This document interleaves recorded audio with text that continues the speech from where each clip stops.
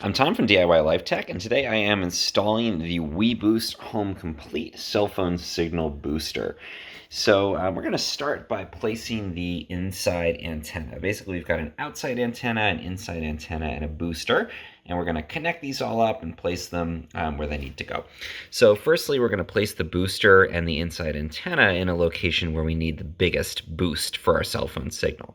Now, that could be for your whole house. In my case, it's kind of on the side of my house that's facing away from a major road towards the back. So I'm going to put it on my workbench there, and then we'll route the outside antenna and connect them up. So let me put the inside antenna and the booster where they need to go.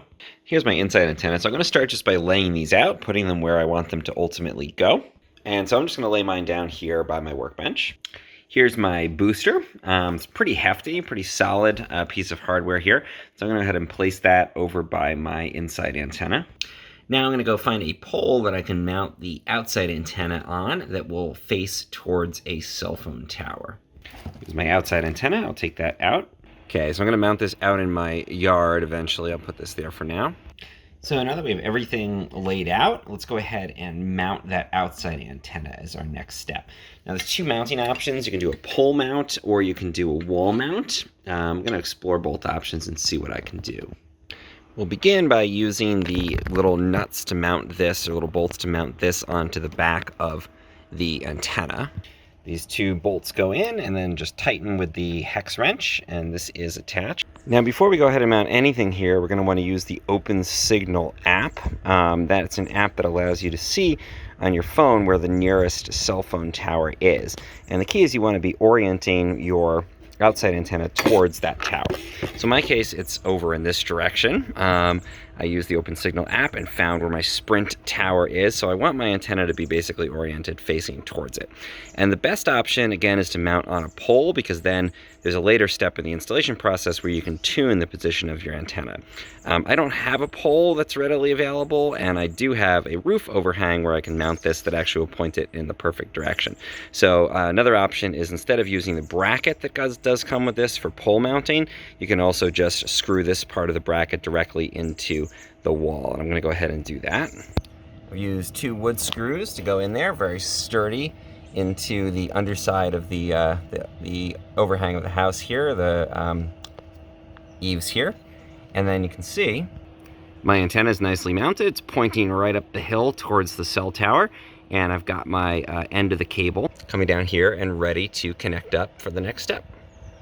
Now we get the fun part of taking out this first piece of coaxial cable. This is a 75-foot reel of coax cable, and we're going to route it from the outside antenna into the inside antenna.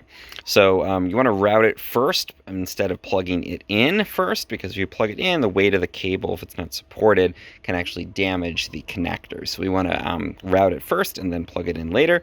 And the keys are going to be bringing this obviously from the outside to the inside. So there's two options for that. If you have an existing area where cables can enter your home, you can route through there. I do. That could be a gap or a hole that already exists, or a coax cable that's already in place, a coax port.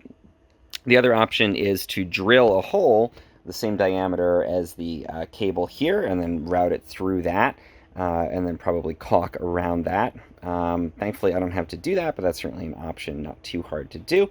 For now, though, I'm just going to route this cable, and I'm going to run it from generally where my outside antenna is along to the inside. Now, to route this most effectively, we're going to want to use these cable clips. You get a bag of them with the weBoost. And I should mention, weBoost sponsored me by giving me this unit to install and test, so thank you for that. This comes with it, and we're going to basically just put this around the cable and then screw it into the wall, and that'll hold this cable in place. Routed my cable in here to my garage, and so I'm going to go ahead and install the mounting bracket for the booster part of the weBoost here. Next, I'm going to just screw the coaxial cable onto the outside antenna here, so that's good to go. I've used some screws I have in my own that I wanted to use for the wall here, so I've mounted this into the walls as a nice secure bracket now. And then I'm just going to slide this part here, that's this sort of arch shape, over that bracket. That's mounted properly now. I'm just going to finish routing this cable. That's nicely secured. Good cable management there. And then I've just coiled the excess cable and they have this little cable tie here that I'm using to connect it together. I could cut this down to length and do it nicely, but I'm just coiling this up to use up any excess cable.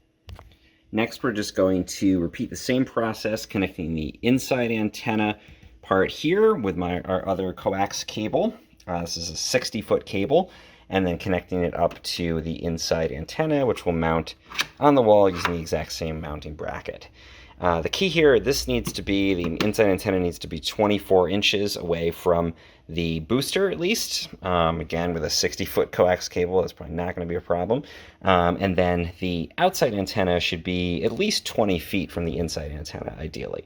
So I've got that here. You want to put this, ideally far apart to get the best boost. So I'm going to go ahead and finish the installation there. It's pretty much what I did with the other one, the outside antenna, but just repeating the process inside. So I'm not going to walk you through each step. We'll just do it. That's all done. Now we're going to finish by connecting up the outside antenna to the other end of our coax cable. It's a pretty important step not to forget. Now we just plug the whole thing in. And we got this glowing light indicating that we are good to go and we are boosting our signal. Now you want to pull up your cell phone and check your signal strength.